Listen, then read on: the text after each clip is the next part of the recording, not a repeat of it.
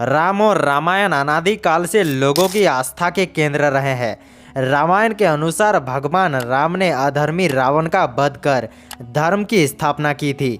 और बहुत से लोग सवाल ये भी करते हैं कि क्या भगवान राम वास्तव में पृथ्वी पर पैदा हुए थे?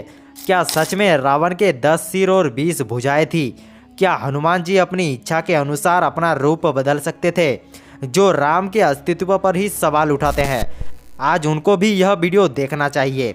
आज हम आपको एक नहीं, दो नहीं, बल्कि भगवान राम और रामायण से जुड़े 20 प्रमाण देने वाले हैं, जो आज भी जीवित अवस्था में है और आज भी मौजूद है। तो नमस्कार दोस्तों, आपका बहुत बहुत स्वागत है हमारे चैनल अद्भुत ज्ञान में। अगर चैनल पर नए हो तो सब्सक्राइब अवश्य करें।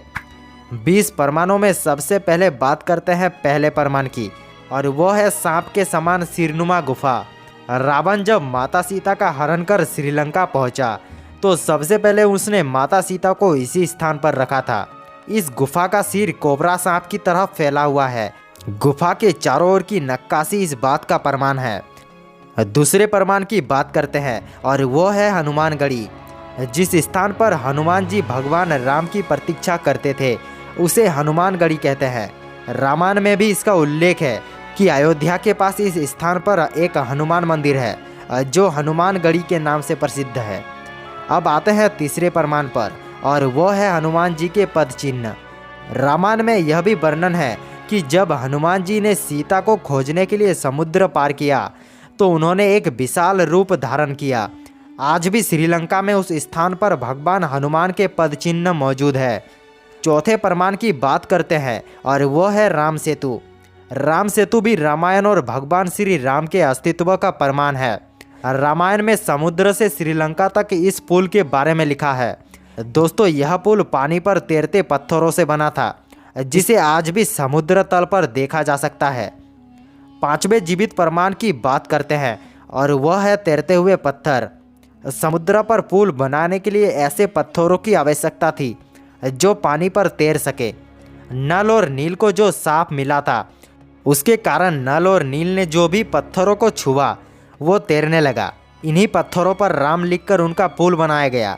सुनामी के बाद इनमें से कुछ चट्टानें टूटकर गिर गई। शोध करने के पश्चात पता चला कि यह पत्थर उसी समय के हैं जब रामायण हुई थी। छठे नंबर पर आते हैं, और वह है द्रोणागिरी पर्वत। लक्ष्मण और मेघनाथ के युद्ध के दौरान जब लक्ष्मण मेघनाथ से बेहोश थे तो हनुमान जी संजीवनी को लेने द्रोणागिरी पर्वत गए थे। संजीवनी की पहचान ना होने के कारण उन्होंने पूरे पहाड़ को उठा लिया था, और यह पहाड़ आज भी मौजूद है। सातवें जीवित प्रमाण की बात करते हैं, और वो है श्रीलंका में पाए जाने वाले हिमालयी जड़ी बूटी। श्रीलंका में उस स्थान पर हिमालय जड़ी बूटी के अर्क पाए गए हैं जहाँ पर लक्ष्मण बेहोश हो गए थे, जहाँ उन्हें संजीवनी दी गई थी। श्रीलंका में हिमालय की जड़ी बूटियाँ पाया जाना भगवान राम के अस्तित्व का प्रमाण है। 8वें नंबर पर आते हैं, और वो है अशोक वाटिका। सीता हरण के बाद जब रावण उन्हें लंका ले गया तो माता सीता ने उनके महल में रहने से मना कर दिया। तब रावण ने उन्हें अशोक वाटिका में रखा था, जहां सीता माता एक पेड़ के नीचे बैठी थी। इस जगह को सीता एलिया के नाम से भी जाना जाता है, और यह स्थान आज भी मौजूद है।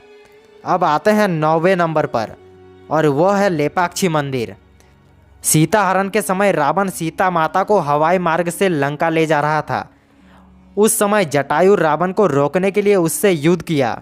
जहां पर जटायु गिरे थे उस स्थान को लेपाक्षी मंदिर के नाम से जाना जाता है, और यह आज भी मौजूद है। अब आते हैं 10वें प्रमाण पर, और वह है विशालकाय हाथी। रामायण के सुंदरकांड अध्याय में लिखा है कि विशालकाय हाथी लंका की रखवाली के लिए रखे गए थे, जिसे हनुमान जी ने केवल एक ही प्रहार से बेहोश कर दिया था। श्रीलंका के पुरातत्व सर्वेक्षण को हाथियों के ऐसे जीवाश्म मिले हैं जो आज के हाथियों से कई गुना बड़े हैं। 11वें नंबर पर आते हैं, और वह है सुग्रीव की गुफा। कर्नाटक के हम्पी शहर में एक किष्किंधा पर्वत थी, जहां 2 बानर भाई सुग्रीव और बाली की गुफा थी, और उनका साम्राज्य भी था। यहीं पर सुग्रीव को श्री राम ने अपने अधर्मी भाई बाली को मुक्ति दिलाई थी, जिसके कई साक्ष्य आज भी देखने को मिल जाएंगे।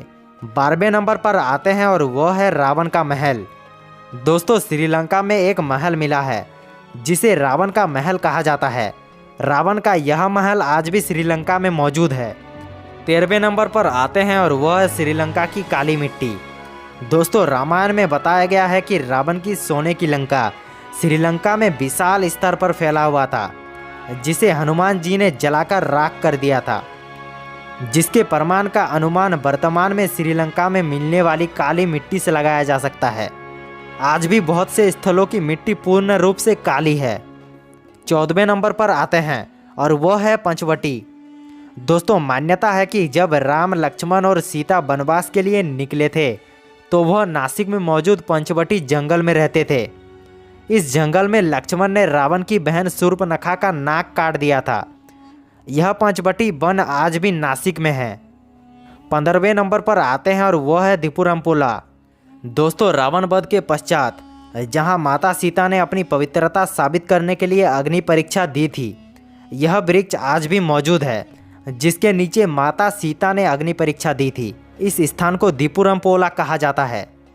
16वें नंबर पर आते हैं और वह है रामलिंगा। रावण हत्या के पश्चात भगवान राम ब्राह्मण हत्या के दोषी थे।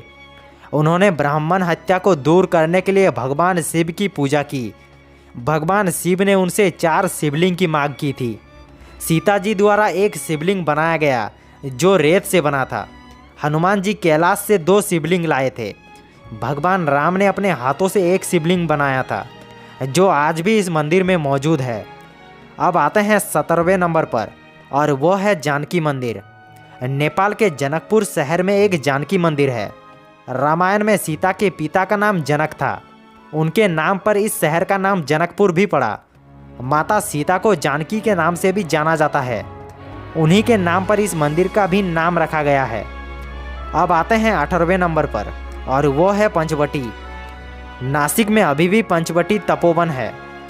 भगवान राम, सीता और लक्ष्मण जो वनवास के लिए अयोध्या छोड़ दिए थे, उसके बाद वे तीनों इसी जंगल पर ठहरे थे और यहीं लक्ष्मण ने रावण की बहन शूर्पणखा का नाक और कान काट दिया था। अब आते हैं 19वें नंबर पर और वो है कुंडेश्वर मंदिर। रावण भगवान शिव का अनन्य भक्त था। भगवान शिव के इस मंदिर की स्थापना रावण ने ही की थी। दोस्तों, यह दुनिया का एक लौता ऐसा मंदिर है जहां भगवान से ज़्यादा रावण की कलाकृतियां बनी हैं। मंदिर में रावण की आकृतियां उसके 10 सिरों को दर्शाती है। अब आते हैं इस वीडियो के अंतिम 20वें प्रमाण पर और वह है गर्म पानी का कुंड। कुंडेश्वर मंदिर के पास यह कुंड स्थापित है। इसका पानी गर्म है और यह रावण द्वारा ही निर्मित किया गया था, जो कि आज भी उस स्थान पर मौजूद है। तो दोस्तों, आज हमने इस वीडियो में 20 प्रमाणों की बात की, जो कि भगवान राम और रामायण के अस्तित्व से संबंधित है और आज भी जीवित रूप से मौजूद है। आज के वीडियो में फ़िलहाल इतना ही। अगर वीडियो ज़रा सी भी पसंद आई हो तो इस वीडियो को ज़्यादा से ज़्यादा लाइक करके अपने दोस्तों और परिवारजनों में शेयर कर दीजिए, ताकि उन्हें भी रामायण के अस्तित्व के बारे में पता चल सके। और चैनल पर नए हैं तो चैनल को सब्सक्राइब अवश्य कर ले। धन्यवाद।